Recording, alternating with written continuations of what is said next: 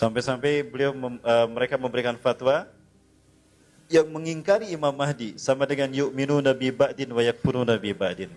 Beriman pada sebagian ayat dan kufur pada sebagian ayat yang lain. Rasul menyebutkan bahwa Imam Mahdi ini akan keluar di masa akhir umatnya.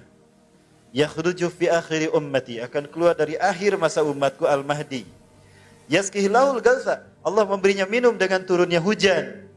Berarti Imam Mahdi muncul di saat kemarau panjang melanda dunia, melanda bumi. Dan kita tahu 3 tahun sebelum kemunculan Dajjal akan terjadi kemarau panjang, kata Rasulullah. Inna qabla khurujid Dajjal salasu sanawat syidad. Sesungguhnya 3 tahun sebelum kemunculan Dajjal akan ada, sesungguhnya sebelum kemunculan Dajjal akan ada 3 tahun tersulit bagi manusia tinggal di muka bumi. Yusibun nasa fihi jau'un syadid. Manusia akan dilanda kelaparan yang sangat karena kekeringan. Di tahun pertama Allah perintahkan langit menahan sepertiga airnya. Ya'murullahu as-sama fitil kasana fi sanatil ula anta kita sudu samatriha. Allah perintahkan pada langit menahan sepertiga hujannya, maka sepertiga hujan tidak turun selama 1 tahun. Wa ya'murul ardu an tahbita sudusa nabatiha, dan Allah perintahkan pada bumi menahan sepertiga tanamannya, sepertiga tanaman tidak tumbuh. Tahun kedua 2/3 hujan tidak turun, 2/3 tanaman tidak tumbuh, kelaparan makin meluas di seluruh dunia. Tahun ketiga Ya'murul ardu as-sama an tahbisa kullal matara indaha. Allah perintahkan pada langit menahan semua airnya. Pada tuqtira qutratu minas sama fitil kasana. Maka 1 tahun tidak ada setetes hujan pun. Ulatun bitul ardu nabatia walau kana biwadah. Tidak satu pun al-hudra, tanaman hijau tumbuh di muka bumi. Maka banyak manusia mati kelaparan saat itu. Nah, di tahun ketiga inilah Dajjal muncul. Dan Dajjal muncul, teknologi sudah tidak ada. Sehingga sihir Dajjal berperan menggantikan teknologi. Kita tahu umat manusia akhir zaman sangat bergantung pada teknologi. Betul? Bapak-bapak yang hadir di sini, mas-mas yang hadir di sini bawa HP kan? Punya HP nggak ada kuota. Perasaannya gimana? Galau, mati gaya kan? Aktivitas kita, mobilitas kita, bahkan finansial kita juga kita kaitkan dengan HP. Internetisasi berbagai macam mobilitas kita. Hilang teknologi, maka hilang tempat kita bergantung secara duniawi. Galau manusia saat itu. Maka Dajjal tampil menggantikannya dengan sihirnya. Artinya Dajjal muncul, teknologi sudah tidak ada. Ya. Wa tahrujul ardu nabatiha, bumi menumbuhkan tanamannya. Ketika hujan turun, bumi pun menumbuhkan tanamannya. Wa yu'til mala sihahan, dan beliau akan membagi-bagikan harta tanpa menghitungnya. Jadi Imam Mahdi ini akan membagi-bagikan harta tanpa menghitungnya. Ini kabar gembira dari Rasulullah SAW. Bagi mereka yang cicilannya masih besar hari ini, jangan khawatir. Imam Mahdi datang lunas nanti. Ya Allah, utus Imam Mahdi, ya Allah, debt collector mau datang ke rumah, ini nagih hutang. Beliau akan membagi-bagikan harta tanpa menghitungnya. Wa taksurul masyiyah, binatang ternak pun akan kembali penuh yang tadinya mati tidak ada. Wa tazimul ammah, umat Islam ini kembali berjaya, tidak lagi dihina, tidak ada lagi yang berani menghina Rasulullah SAW. Nggak ada lagi yang berani ya itulah ya yang disebut, nanti kepanjangan mereka marah lagi. Nggak ada ban serep di sini, Pak? Tidak ada. Baik. Samaniyah yani hajjajana, beliau akan tinggal 7-8 musim haji. Jadi dihitungnya di musim haji, dari musim haji. Artinya di baiat di musim haji. Beliau akan tinggal 7-8 tahun. Dalam satu hadis 7-9 tahun. Ya, ya'isu sab'ata sanawat atau thamaniyata sanawat atau tis'ata sanawat. Beliau akan tinggal 7-9 tahun. Dimulai kapan, Bapak Ibu? Khawatir dimulai tahun depan. Ya, kalau betul orangnya itu, Bapak Ibu. Nah, kalau Imam Mahdi ini diutus tahun depan, maka perang demi perang yang akan terjadi. Dan perang yang pertama ternyata bukan perang melawan Amerika, bukan perang melawan Israel, Zionis, bukan, atau Rusia.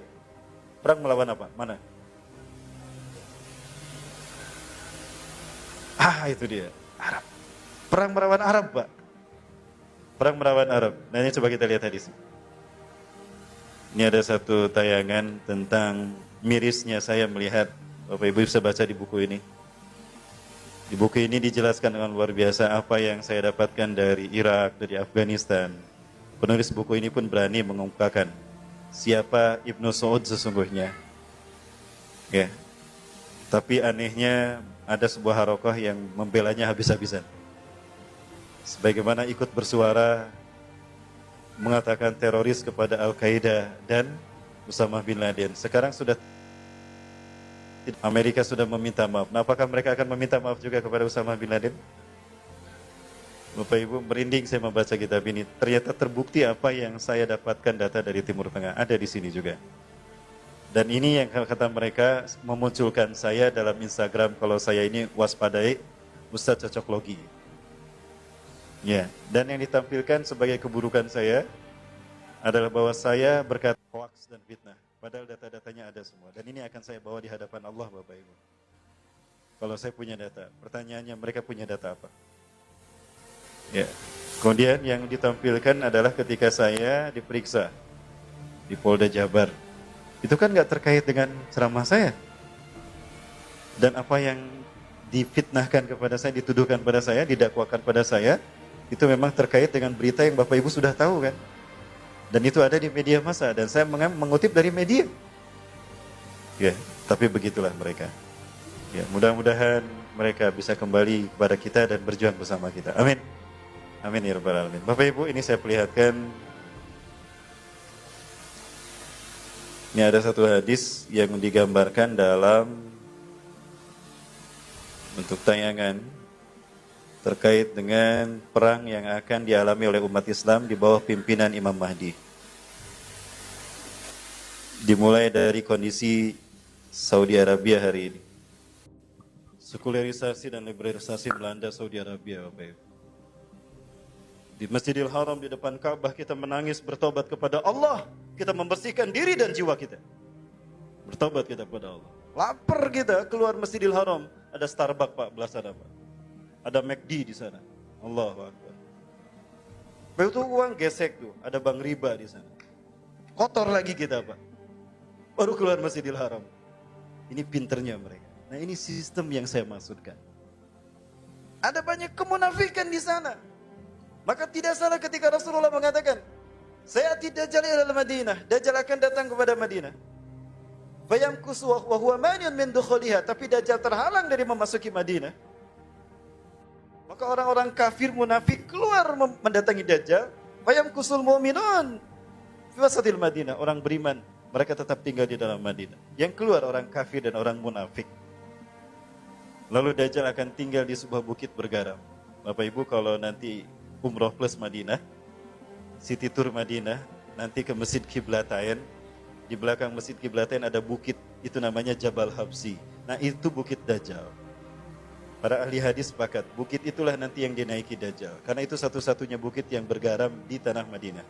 Nanti bukit itulah yang Dajjal akan menaikinya. Hadis ini, Bapak Ibu bisa lihat. Saya temukan hadisnya di dalam kitab Ensiklopedia Akhir Zaman, karya Dr. Muhammad Ahmad Al-Mubayyad, Syekh dari Palestina. Beliau menyampaikan, innakum satuqatiluna jaziratal Arab bayaftahu Allah. Kalian akan memerangi jazirah Arab dan Allah akan memenangkannya untuk kalian.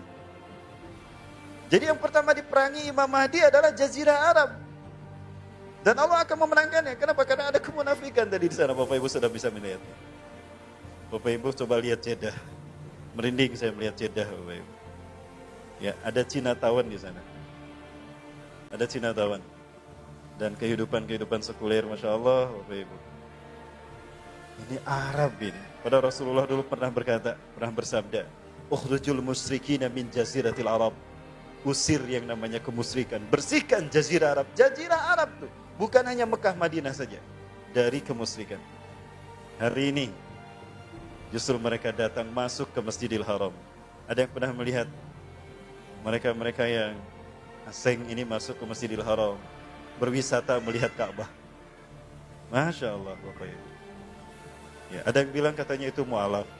Kalau mu'alaf pasti tidak begitu datangnya. Datang ke sana untuk beribadah tentunya, bukan untuk berwisata. Bapak Ibu rahmati Allah, Imam Al-Qurtubi mengatakan, rahimahullah, andaikan ada orang kafir mengendap-endap masuk ke tanah Mekah, lalu tinggal di Mekah dan mati di sana, maka kuburannya harus digali dan dikeluarkan dari Mekah. Saking haramnya mereka datang memasuki Mekah, tinggal di sana. Pasca perang Irak Kuwait, Amerika membawa pasukan perangnya 40.000 orang ada di Mekah, Pak. Arab Saudi punya skuadron F-16. Itu pilotnya orang Amerika, Pak. Pilotnya Amerika digaji sama Saudi Arabia. Lah kalau perang Islam dengan Amerika, itu pesawat tempur membom siapa? Apakah umat Islam yang dibom? Atau ke Amerika yang dibom, Bapak Ibu? Banyak hal yang saya cemaskan dari sana. Nah ini yang kemudian membuat saya sempat menyampaikan ceramah yang harusnya itu ceramah